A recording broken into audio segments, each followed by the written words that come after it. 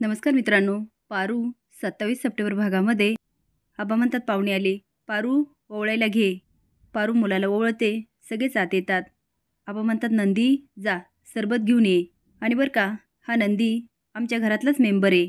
त्याने आज एवढं काम केलं ना त्याचे इतकं काम कुणीच नाही केलं. त्यामुळे असं वाटतच नाही हा बाहेरून आला.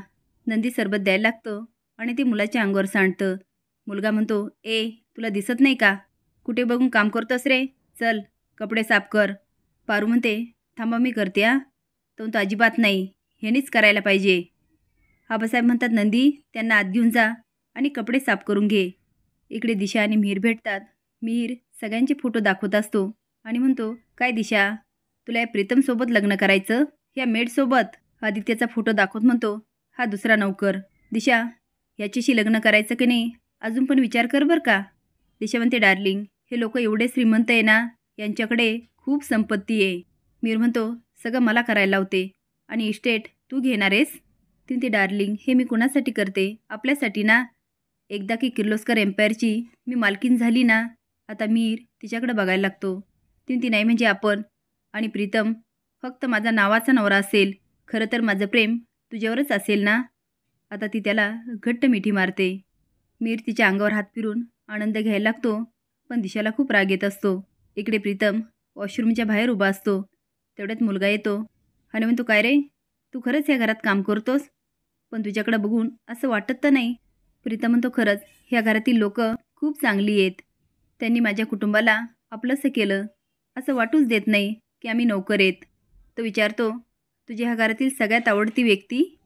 आता प्रीतम बघायला लागतो. त्याला काय बोलावं हेच कळत नाही. तो मुलगा म्हणतो प्रिया असेल ना. प्रीतम म्हणतो प्रिया मॅडम एवढ्या चांगल्या आहेत कुणाला नाही आवडणार. त्या घरामध्ये आबा दादासाहेब मंदाताई सगळ्यांचा रिस्पेक्ट करतात. त्यांचंच काय पण आमचा सगळ्यांचा पण करतात. बोलता बोलता त्याचं लक्ष जातं. तो मुलगा त्याच्याकडे बघत असतो आणि म्हणतो अरे तू बोलायचं का थांबलास?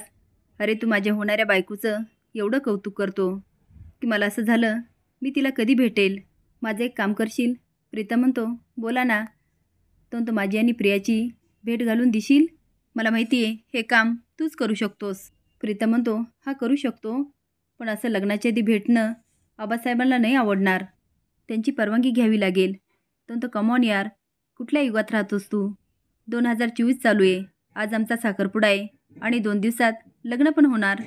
पुढे आम्ही आयुष्यभर एकत्र राहणार. मग आज भेटलं तर प्रॉब्लेम कुठे? प्रीतम म्हणतो ठीक आहे आणि प्रियाच्या रूममध्ये घेऊन जातो. पण प्रिया प्रीतमकडे बघत असते. तो प्रिया मॅडम रोहित सर आलेत. रोहित तर प्रियाला बघतो आणि बघतच राहतो. आता प्रीतम बाहेर निघून जातो पण त्याची मात्र खूप तगमग चालू असते. किर्लोस्कर मेन्शनमध्ये हळद दळत असतात. तेवढे ताईला येते आणि म्हणते श्रीकांत आदित्याचा काही फोन आला होता का रे? श्रीकांत म्हणतो नाही आला अजून. आईला म्हणते ते निघाले की नाही हे पण माहीत नाही मला अजून. आज प्रीतमची हळद आहे. काळजी वाटतं रे. एकदा फोन करून बघतोस का? श्रीकांत म्हणतो हो लगेच करतो. तो आदित्याला फोन करतो आणि म्हणतो आदित्य तुम्ही अजून निघाला नाहीत का? तो नाही. श्रीकांत म्हणतो आठवतं ना मागच्या वेळेस काय झालं होतं? तो आईल्याशी खोटं बोलला आणि गोंधळ झाला. आता प्लीज ह्यावेळेस असं काही करू नकोस. आदित्य म्हणतो बाबा तुम्ही अजिबात काळजी करू नका. आम्ही आजच पोहोचतोय.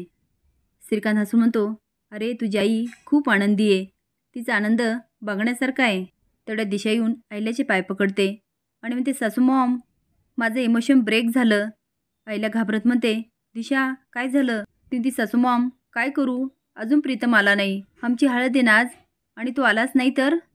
आईला म्हणते दिशा तू नक्की येणार. तेवढ्यात मीरा म्हणते दिशा तुला आईल्याने शब्द दिला आणि आईल्याचा शब्द कधीच मोडणार नाही. काय नाही आईल्या तिचं खूप वर्षापासून स्वप्न होतं किर्लोस्कर घराची सून व्हायचं. त्यामुळे ती जरा घाबरली आहे. दिशा जा तू तयारी करून घे. आईला हसून म्हणते दिशा तू अजिबात काळजी करू नको. जा आणि हळदीसाठी तयार हो. रोहित प्रियाला म्हणतो तुम्ही बोला ना माझ्याशी. नाही म्हणजे मला आबांनी सांगितलं तुम्हाला जास्त बोलायला आवडत नाही.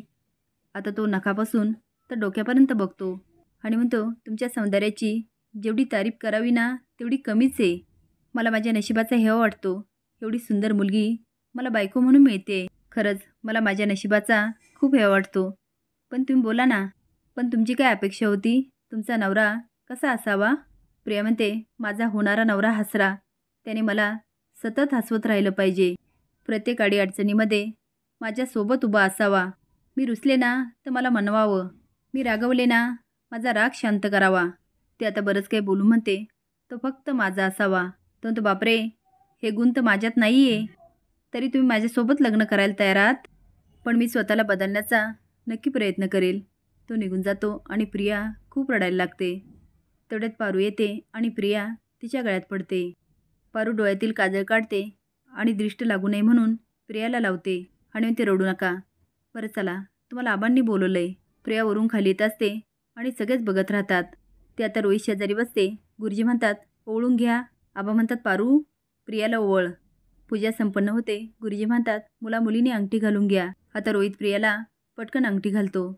सगळे टाळ्या वाजवतात, पण प्रिया मात्र प्रीतमकडे बघत असते आणि रोहित प्रियाकडे बघत असतो. तेवढे आबा म्हणतात, प्रिया, रोहितला अंगठी घाल. आता प्रिया हातात तर अंगठी घेते, पण तिला मात्र प्रीतमसोबत घालवलेले प्रत्येक क्षण आठवतात आणि त्याने प्रपोज केलेलं. आता प्रिया फक्त प्रीतमकडे बघत राहते.